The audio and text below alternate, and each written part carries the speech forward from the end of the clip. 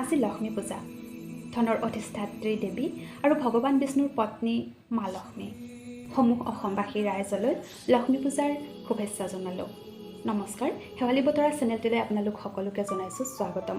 আশা কৰিছোঁ আপোনালোক সকলো ভালে আছে, ভালে থাকিব, লগতে নিজৰ স্বাস্থ্যৰ যতন ল'বলৈ একেবাৰে নাপাহৰিব। আৰু মোৰ ভিডিঅ'টো শেষলৈকে চাব, চাই কেনেকুৱা লাগিল কমেণ্ট কৰি জনাবলৈ নাপাহৰিব।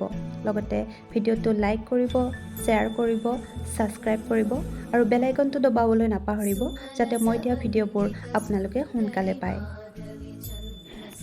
দেৱী মা লক্ষ্মীক সেৱা জনালোঁ আৰু সকলোৰে বাবে প্ৰাৰ্থনা কৰিলোঁ, যাতে দেৱী মা লক্ষ্মীৰ কৃপাত সকলোৰে ধন সম্পত্তি বৃদ্ধি হয়, তাৰে কামনা কৰিলোঁ।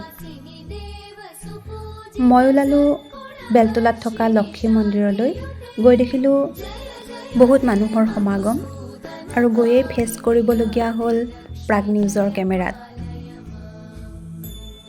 প্ৰথমতে অলপ ভয়ো লাগিছিল, কিন্তু পিছত তেওঁলোকে ধুনীয়াকৈ মোক প্ৰশ্নবোৰ কৰিলে আৰু মই ধুনীয়াকৈ উত্তৰবোৰ দিলোঁ। খুব ভাল লাগিল তেখেতসকলক লগ পাই। অলপ নাৰ্ভাছ ফিলো কৰিলোঁ, কাৰণ আগতে কেতিয়াও এনেকৈ কেমেৰাৰ সন্মুখীন হোৱা নাই, ফাৰ্ষ্ট টাইম হৈছোঁ। মন্দিৰ ভাগত সোমায়ে সেৱা জনাই ল'লোঁ, মা লক্ষ্মী যাতে কৃপা কৰে।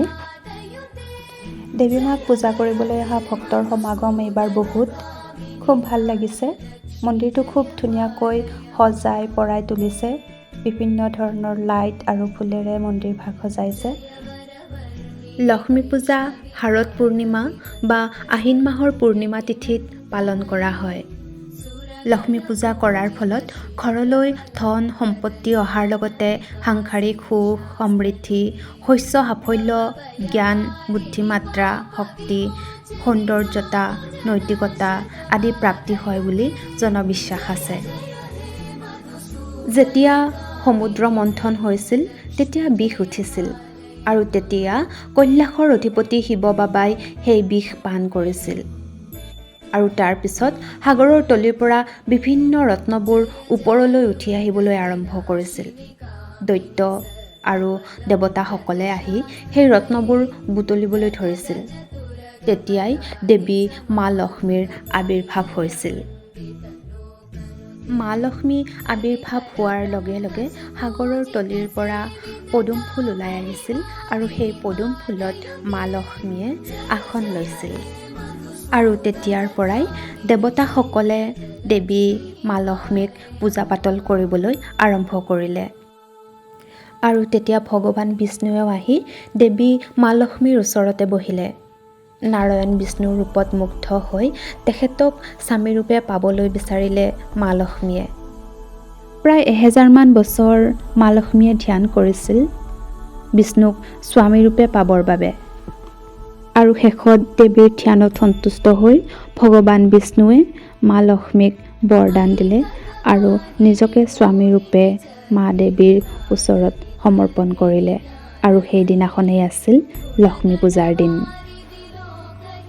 আমি সকলোৱে বিশ্বাস কৰোঁ যে লক্ষ্মী পূজাৰ দিনা সৰগৰ পৰা মা লক্ষ্মী আৰু নাৰায়ণ নামি আহে ধৰালৈ আৰু তেওঁৰ ভক্তসকলক ঘৰলৈ আহি আহি আশীৰ্বাদ দি যায়।